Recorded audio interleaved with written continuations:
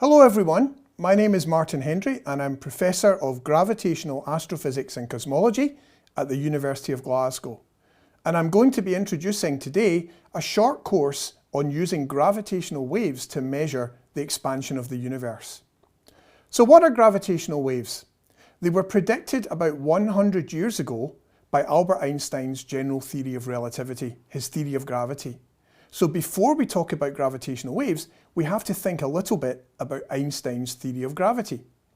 In Albert Einstein's picture of gravity, gravity isn't a force between massive bodies in the manner that Isaac Newton described.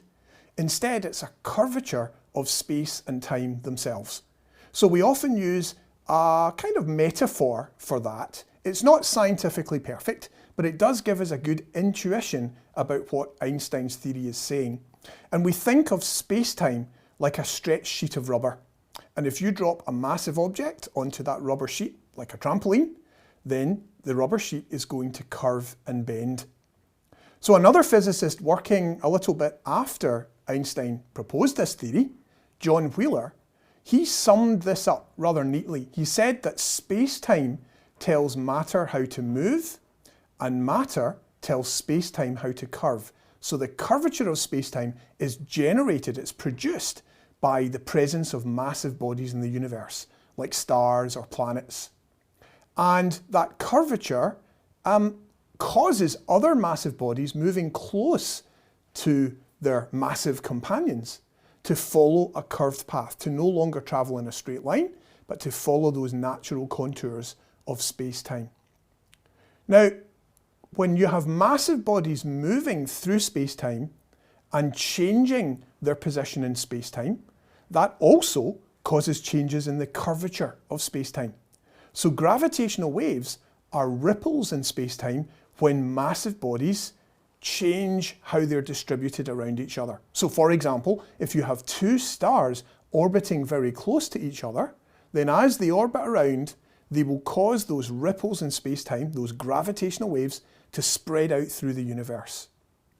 So about 100 years ago, Albert Einstein predicted the existence of these gravitational waves. But detecting them was a whole nother story. It took us just about 100 years to develop technology that was sensitive enough to allow us to do that. The trouble is, you see, that just like throwing a rock into a pond, when the gravitational waves spread out through the universe, they get weaker, just like the ripples spreading across the pond. So the typical gravitational waves that we might expect to get when, for example, two black holes collide with each other, we'll talk lots more about black holes shortly, those gravitational waves, by the time they reach Earth, produce a ripple that's incredibly faint and very, very difficult to detect. It corresponds to a stretching and squeezing of space-time that's equivalent to about 1 millionth the width of a human hair, or about 1,000th the diameter of a proton, the subatomic particle in the heart of an atom. So how on earth are we going to detect such a tiny, tiny effect? Well, how on earth is really the challenge, because there are lots of other sources of disturbance down here on Earth that could swamp a signal like that.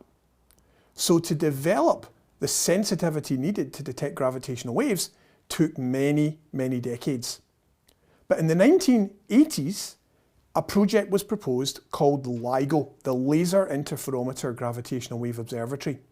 And the idea was to use laser beams that interfere with each other to reveal the presence of a passing gravitational wave.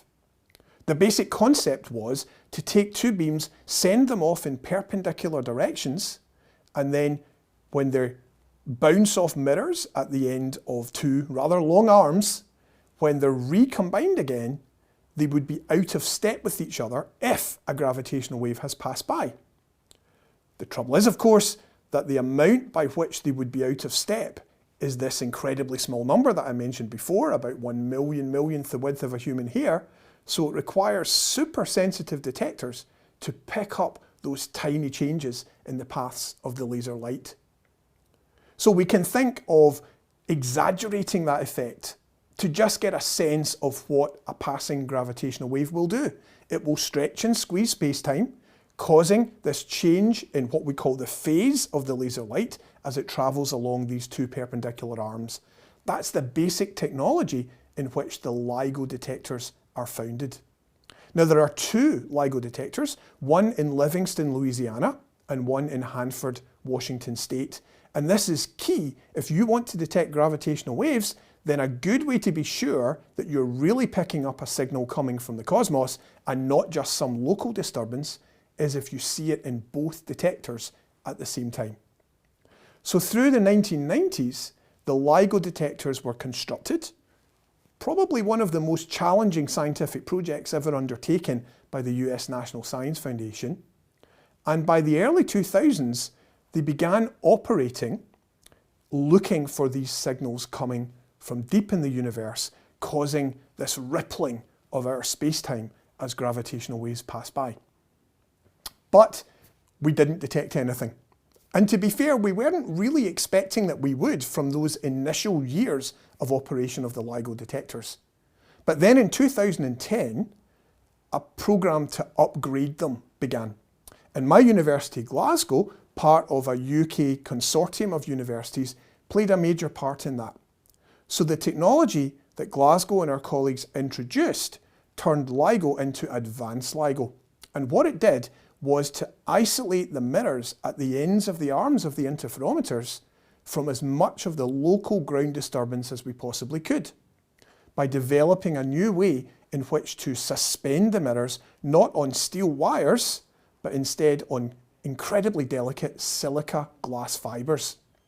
And that meant by 2015, when this project had been completed, this phase of upgrading LIGO to make it advanced LIGO, our detectors were hopefully much more sensitive and ready to listen out for those gravitational waves anew. So in September 2015, the advanced LIGO interferometers began operating, and within just a few days of them switching on in this advanced, better sensitive mode, we hit the jackpot because we got our first direct detection of gravitational waves. And what we got was a pattern of disturbance in space-time that we were able to work out was consistent with the collision of two black holes more than 1 billion light years from the Earth. So those gravitational waves had been travelling towards us for all of that time, more than 1 billion years, and our detectors switched on at just the right time to catch them. The signal lasted only a fraction of a second, but the pattern of the signal told us a great deal about those black holes. It told us that they were about 30 times the mass of the Sun, and as they orbited ever closer around each other, then they shook up space-time, producing this gravitational wave signal. And the signal was really strong when the two black holes merged together, forming a larger black hole, but with not quite as much mass as the two separate black holes had had to begin with. We were able to work out that in just a small fraction of a second, the equivalent of 3 times the mass of the Sun had been converted into gravitational wave energy. And that, well, we can work out what that energy is using Einstein's famous E equals mc squared formula. And then we can work out what the power associated with that energy release was, because remember, all of this was released in just a fraction of a second. And what we worked out was that the power in gravitational waves was about 50 times larger than the light power of every star in every galaxy in the entire universe. Now, it was all over and done with in just that fraction of a second, but that gives us some insight into just how much gravitational wave energy there is bound up in the very fabric of space-time itself.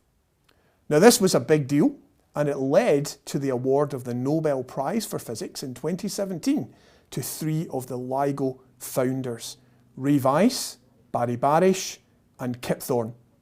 But in fact, the discovery was the result of the efforts of thousands of scientists and engineers around the world over many decades.